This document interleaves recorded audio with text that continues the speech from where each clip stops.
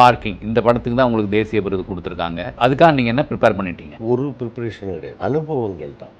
ரொம்ப நல்லா பேசிக்கிட்டு இருப்போம். நம்ம ஏதாவது ஒரு புதுசாக ஒரு பொருள் வாங்கிட்டா புதுசாக அப்படிமா நம்ம நார்மலாக தான் இருப்போம். சார் ஆஃபீஸ் ஆமாம் ஆமாம் வரேன் அப்படிமா.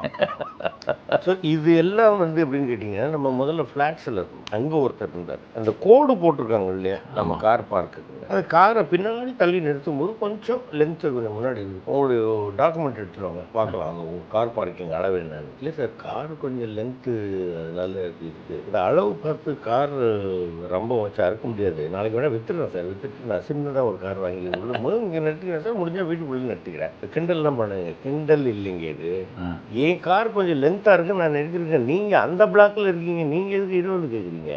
அப்போ அவருக்குள்ளே என்ன ஈகோ? நம்மகிட்ட 2 வீலர் தான் இருக்குது, இவர் கார் வச்சுருக்காரு.